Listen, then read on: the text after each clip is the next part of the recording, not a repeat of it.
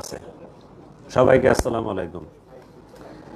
আপনারা জানেন গত 19/10/25 তারিখে আনুমানিক 4:30টায় জগন্নাথ বিশ্ববিদ্যালয়ের পরিসংখ্যান বিভাগের 19-20 শিক্ষাবর্ষের 15তম ব্যাচের ছাত্র জোবায়েদ হোসেন, তার বয়স অনুমান 25, বংশাল থানাধীন 31 নং ওয়ার্ডস্থ নূরবক্স লেনের 15 নং হোল্ডিংয়ের রোশন ভিলার সিঁড়ি ঘরের নিচে হত্যাকাণ্ডের শিকার হয়।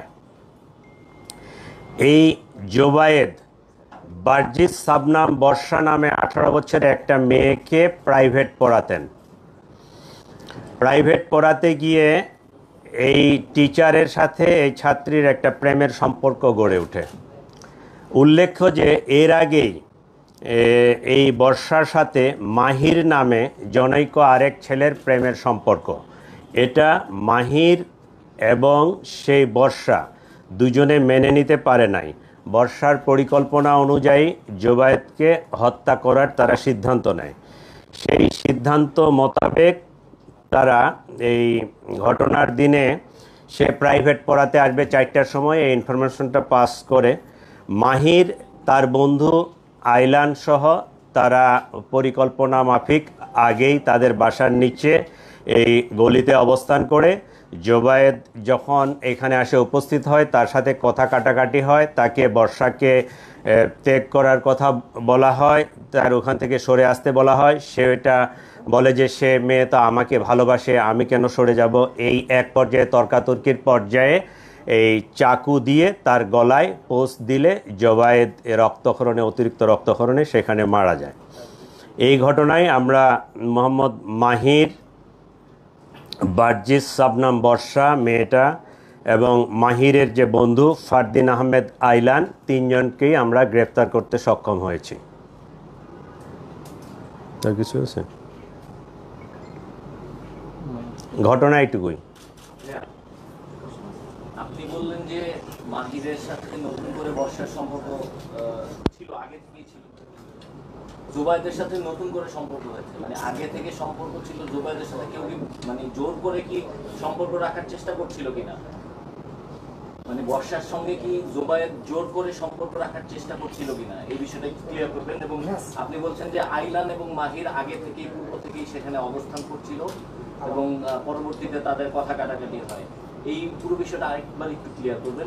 চাকু দিয়ে কে পোস্টটা দিয়েছে এটা একটু বলবেন। হ্যাঁ, মাহির, আমরা যেটা তদন্তে পাইছি, মাহির কোনো এক সময় ওই বাসায় ওখানে ভাড়া থাকতো। তো আগে থেকে ওই মেয়েটার সাথে পরিচয় দীর্ঘদিনের, কিন্তু প্রেমের সম্পর্কটা অনুমান 1.5 বছর ধরে। আগে তো ছোট ছিল, ওই একজন আরেকজনকে চিনতো, জানতো, প্রতিবেশী। প্রেমের সম্পর্কটা 1.5 বছর ধরে।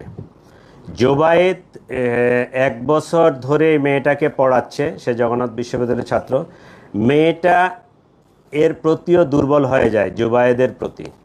এই এখন তো ওই যে মাইন্ড হচ্ছে টিল্টিং, যখন মাহিরের কাছে যায় তখন মাহিরে, যখন জোবায়েদের কাছে যায় তখন জোবায়েদের। ঠিক আছে? তো মাহিরকে সে বলছে যে জোবায়েদকে না সরাতে পারলে আমি আসলে তোমার থাকতে পারবো না। এই কথা থেকেই তারা জোবায়েদকে সরাই দেওয়ার পরিকল্পনা করে। আর পোস্টটা মারছে মাহির, তাই না? পোস্ট যেটা মারছে এটা মাহির, আর একটাই পোস্ট মারছে। এবং এই চাকুটা আইলান এবং মাহির দুইজনে মিলেই কিনছে, দুইজনেই ওখানে ছিল। সম্ভবত 2টা চাকু ছিল, দুইজনের কাছে 2টা চাকু ছিল। পরিকল্পনা ছিল যে আইলান, মাহিরের যে বন্ধু, সে পিছন থেকে পোস্ট মারবে, কিন্তু সে পোস্ট মারে নাই। ওই মাহিরেই নিজেই তার চাকুটা বাহির করে ওই সে গলা, বাম সাইডে না ডান সাইডে, ডান সাইডে এই জায়গাটাই পোস্ট মারছে।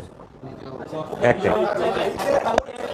আচ্ছা, একজন একজন করে প্রশ্ন না করলে আমি কিন্তু বুঝবো না। আপনারা একজন একজন করে করেন, আমরা যতটুকু জানি ক্লিয়ার করে দিব, আপনাদের কোনো কনফিউশন রাখবো না।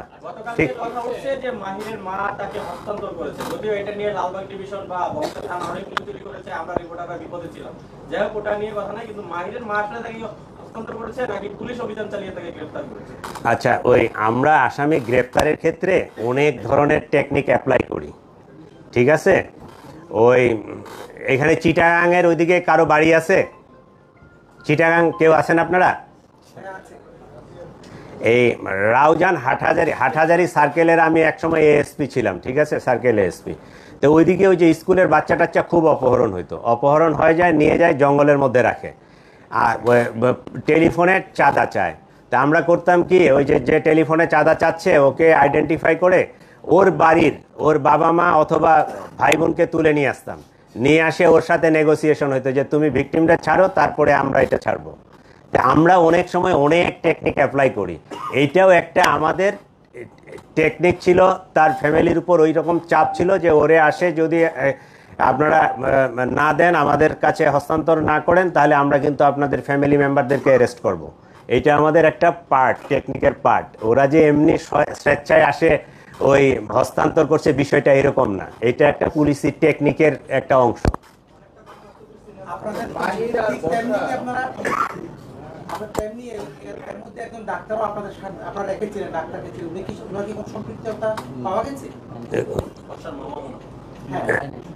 না না, পাই নাই, পাওয়া যায়নি। প্লিজ আপনারা ওই যে একজনকে প্রশ্ন করার সুযোগ দেন, প্রশ্ন শেষ হলে তারপরে আপনি করেন। হ্যাঁ প্লিজ। বর্ষা শুধু জানতো না, বর্ষা পরিকল্পনাকারী।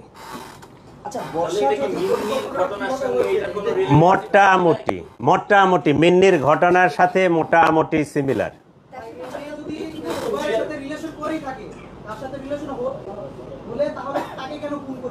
এইটার জবাব তো আসলে আমি দিতে পারবো না, জবাবটা সেই দিতে পারবে। তো আমরা যেটা পাইছি সেটা হচ্ছে যে আসলে কম বয়স্ক তো, 18 বছর, সে মনে হয় ওই ডিসিশন নিতে পারতেছিল না।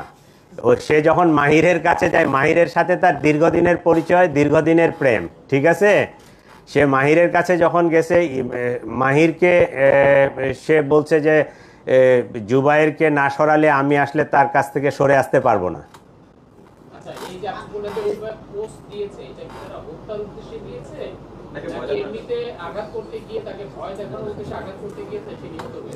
আমরা ধরে নিব যে হত্যার উদ্দেশ্যেই দিছে। ও যদি আঘাত করার জন্য হয়তো তাহলে পায়ে হাতে অন্য কোনো জায়গায় দিতে পারতো, একটা ভয় দেখাইতে পারতো। যেহেতু গলায় পোস্টটা দিছে, এখানে কাটছে, সেটা আমরা ধরে নিব যে সে হত্যার উদ্দেশ্যে দিছে।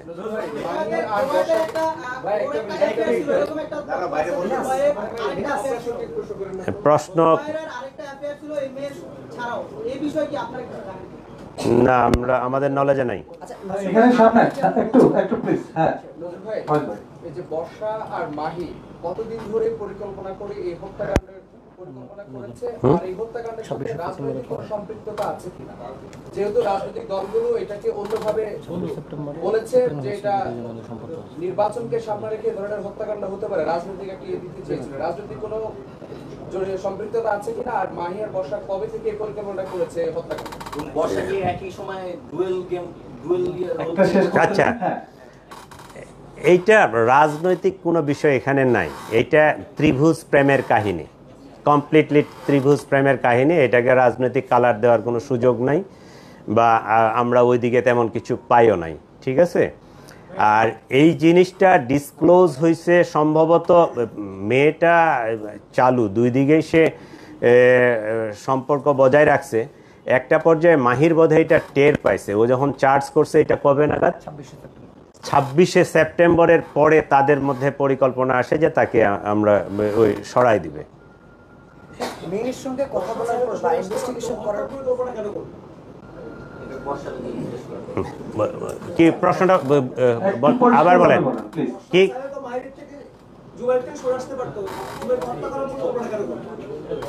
এটা কোনো ইনভেস্টিগেশন আসছে কিনা বা এর উত্তর কি ছিল? আচ্ছা ঠিক আছে, একটু সহযোগিতা কামনা করছি আপনাদের। একটা প্রশ্ন তো শেষ হলো, আর একটা প্রশ্ন করবো কাইন্ডলি। একটা হত্যাকাণ্ড হলে আমরা দেখছি যে আইন শৃঙ্খলা বাহিনীর নিরাপত্তা নিয়ে বা প্রশ্ন উঠে, আসলে কি আইন শৃঙ্খলা বাহিনী এখন আগের মতো একসময় দিতে পারছে না, না অন্য কোনো ধরনের ইয়ে আছে? নির্বাচনকে সামনে রেখে ধরনের হত্যাকাণ্ড সত্যি করতে এইটা আমরা এটা মেনেই নিছি, কারণ কোনো একটা ঘটনা ঘটলে আপনারা আমাদের সমালোচনা করবেন, এটাই ভালো। কারণ সমালোচনা করলে আমরাও সতর্ক হব, আমরা আরেকটু অ্যাক্টিভলি কাজ করতে পারবো, আইন শৃঙ্খলা পরিস্থিতি ভালো রাখতে পারবো, এটা পজিটিভ, ঠিক আছে, কিন্তু ঢাকা শহর 2-2.5 কোটি মানুষ বসবাস করে, এখানে যে রিক্সা শ্রমিক থেকে শুরু করে ওই বিলিয়নার মিলিয়নার লোকজনও বসবাস করে, varieties of people, varieties mentality. Crime যে 2-4টা হবে না এইটা নিশ্চিত বলা যাবে না। পৃথিবীর সব বড় বড় শহর, নিউ ইয়র্ক বলেন বা অন্যান্য শহরগুলো দেখেন, ওদের ক্রাইম স্ট্যাটিস্টিক্স দেখেন আমাদের চেয়ে বেশি।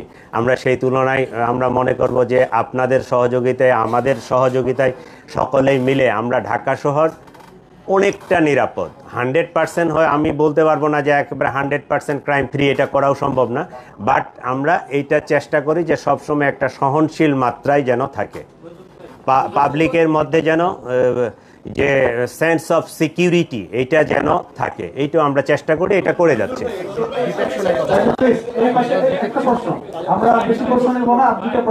আচ্ছা, আমার মনে হয় এই রিলেটেড প্রশ্ন করলে ভালো হয়, আমরা অন্যদিকে না যাই। এটা হচ্ছে যে আপনার মাহিরের যে দুর্বলতার কথা যেটা বলা হলো বর্ষা, কিন্তু আমরা জানতে পারলাম পরিবার থেকেও আসলে জুবাইর থেকে বর্ষাকে ক্লিয়ার চেষ্টা করেছে, যে কারণে আসলে বর্ষার আরো বেশি তৈরি হয় আসলে, তাহলে মাহিরকে না, জুবাইরকে না সরালে তাহলে মাহিরকে সে কোনোভাবে পাবে, এটাও একটা কারণ আছে। এইটা তদন্ত করে দেখা লাগবে, তদন্তের বিষয়।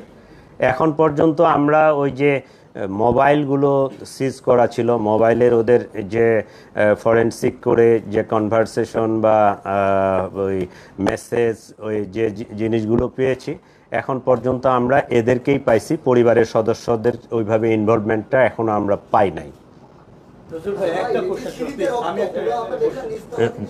আমি একটু কোশ্চেন করবো। গতকালকে জগন্নাথ বিশ্ববিদ্যালয়ের শিক্ষার্থীরা অভিযোগ তুলছে যে এই বংশাল থানায় এসআই নাকি সহযোগিতা করছে বর্ষাকে, সেই বিষয়ে একটু আমরা জানতে চাচ্ছি। এই জিনিসটা আমারও নলেজে কালকে আসছে, এইটা এরকম হওয়ার সুযোগ নাই, কারণ আমার এসি, এডিসি, ডিসি তারা পার্সোনালি ইনভলভ। এইরকম একটা যখন ঘটনা ঘটে গেছে, আর জগন্নাথ ইউনিভার্সিটির ছাত্র, বিষয়টা অনেক সেন্সিটিভ। আমার অফিসাররা নিজেরাই এই ডিটেকশন থেকে শুরু করে আসামি অ্যারেস্ট করা থেকে শুরু করে সব কিছু করছে। কেউ যদি এটা ব্যক্তিগতভাবে কোনো ধরনের তার ইল ইন্টেনশন থাকে, এইটা অবশ্যই আমরা তাকে অনুসন্ধান করে তার বিরুদ্ধে আইনানুগ যে ব্যবস্থা বা আমাদের যে ডিপার্টমেন্টাল ব্যবস্থা আমরা নিব, যদি এরকম কারো ইনভলভমেন্ট থাকে। নজরুল ভাই, একটা লাস্ট প্রশ্ন করতে চাই। আপনাদের ভাষ্যমতে জুবাইরকে যখন ওই বাসার নিচে হত্যার উদ্দেশ্যে চাকু দিয়ে আঘাত করা হয়, এরপরে আমরা দেখেছি যে তার লাশটা মূলত হচ্ছে ওই বাসার 3rd ফ্লোরে পাওয়া যায়, সিঁড়ির উপরে। এটা নিয়ে আসলে জগন্নাথ বিশ্ববিদ্যালয় ছাত্র দলের এবং হচ্ছে জগন্নাথ বিশ্ববিদ্যালয়ের গ্রুপ এবং সামাজিক যোগাযোগ মাধ্যমে আমরা একাধিক মন্তব্য দেখেছি যে আসলে এখানে কি ঘটনা ঘটেছে। সেটি বেশ কয়েকটি বাসায় আসলে নক করেছে। একটি বাসায় দরজা খোলার পরও সেই বাসার ভিতরে রক্ত ছিল, সেই রক্ত তারা মুছে দিয়েছে। এরপরে সে আরো একটা সিঁড়ি দিয়ে উপরে ওঠে, সেই সিঁড়ির মাঝামাঝি স্থানে সে পড়ে যায়। আসলে এই ব্যাপারে আপনারা স্পেসিফিক কিছু জানতে পেরেছেন? আমার মনে হয় ডিসি লালবাগ এই প্রশ্নটার উত্তর দাও, তুমি ভালো বলতে পারবা।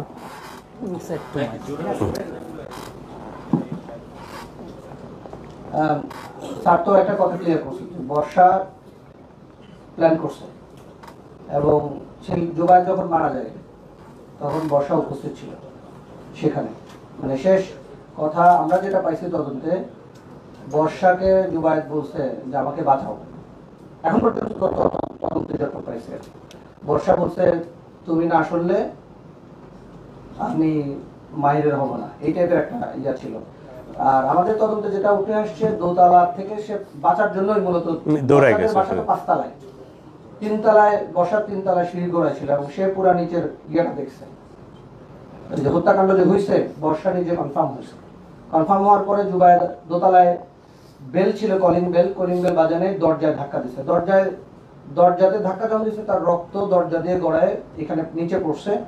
আর একটা ইন্টারেস্টিং ইয়ে হলো, দোতলায় যিনি ছিলেন ওনার ওজন অনেক বেশি। আপনারা ইয়া করলে দেখবেন যে উনি অলমোস্ট 150 কেজি ওজনের এক ভদ্রলোক।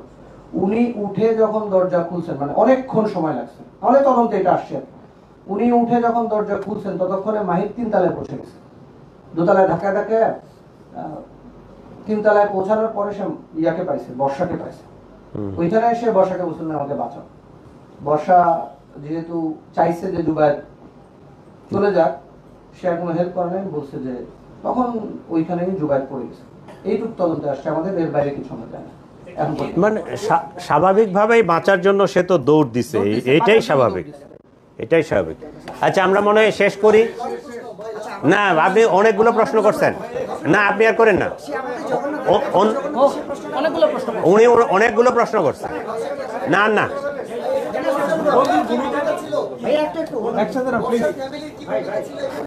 ওটা লাস্ট কোশ্চেন। আপনি কি বলতেছেন? মানে বন্ধুর সাথেও লেনদেনের কোন বন্ধুটা? এইটা আমরা ওইভাবে পাই নাই যে টাকা পয়সা, বাট তারা দুইজনেই বন্ধু এবং দুইজনেই আসছে কিলিং এর উদ্দেশ্যে, দুইজনের কাছেই দুইটা চাকু ছিল। এইটা আমরা এখনো পাই নাই, আমরা পাইনি। ঠিক আছে, সবাইকে ধন্যবাদ। ধন্যবাদ ভাই, ভালো থাকেন।